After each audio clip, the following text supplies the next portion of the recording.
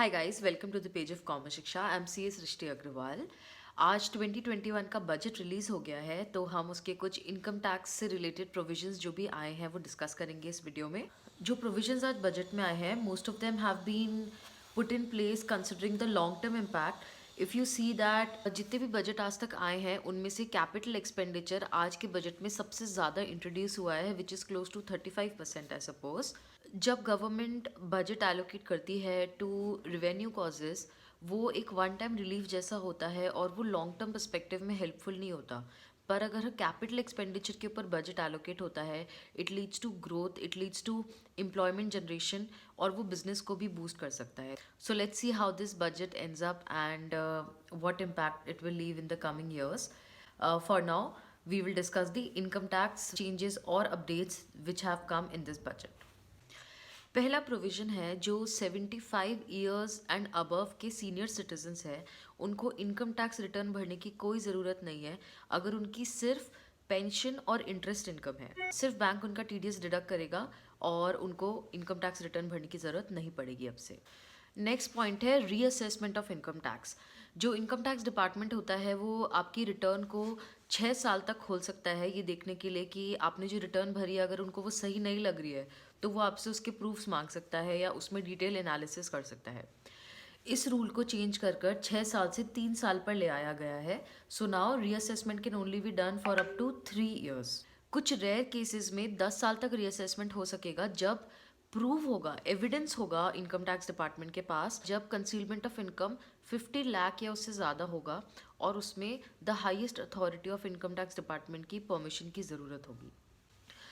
Government has said कि जो विवाद से विश्वास स्कीम आई थी पिछले बजट में, उसका रिस्पांस उनको बहुत ही अच्छा मिला है, इसलिए वो एक डिस्प्यूट रेजोल्यूशन कमेटी सेटअप करेंगे ताकि जिन लोगों की टोटल इनकम 50 लाख तक है और डिस्प्यूटेड इनकम 10 लाख तक है, उनको इनकम टैक्स ऑफिस के चक्कर नहीं लगाने पड़ेंगे। They will have a faceless procedure to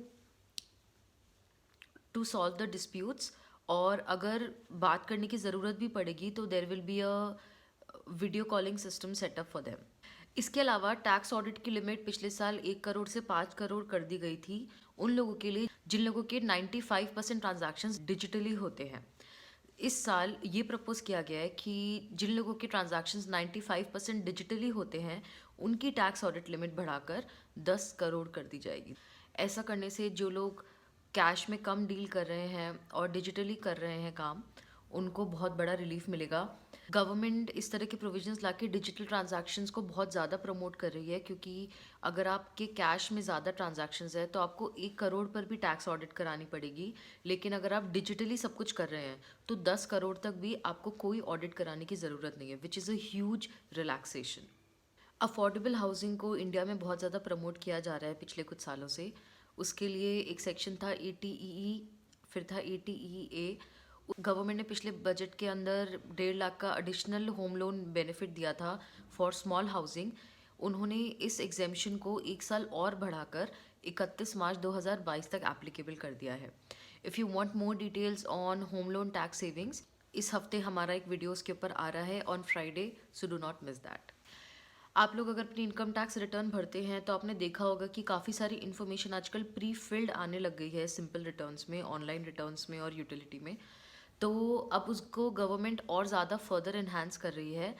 अब से डिविडेंड की अर्निंग्स, इंटरेस्ट इनकम की अर्निंग और कैपिटल गेन जैसी चीज़ें भी प्री फिल्ड आने लगेगी आपकी ITR में। इस मूव के साथ साथ गवर्नमेंट रिटर्न फाइल करना ईजी बना रही है और इनकम एस्केप करना और भी मुश्किल।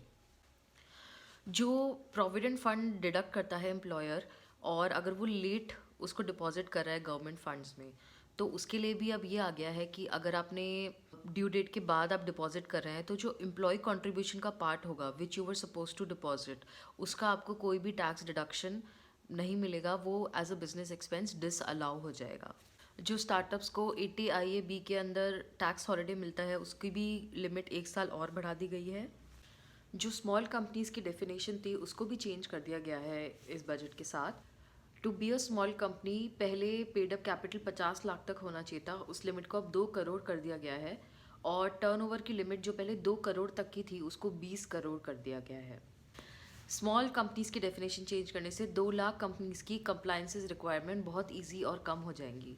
ऑल्सो जो MCA पोर्टल है उसके रिवैम्प के बारे में बजट में निर्मला सीतारमन ने कहा है।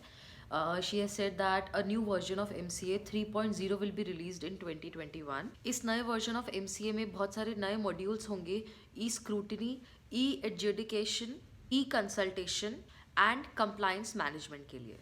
So these are some of the major direct tax changes that have come in the budget 2021। आपकी इस बारे में क्या ओपिनियन है और आपके हिसाब से इसका क्या इम्पैक्ट आएगा? अगर आप उसको डिस्कस करना चाहते हैं प्लीज़ कमेंट बिलो।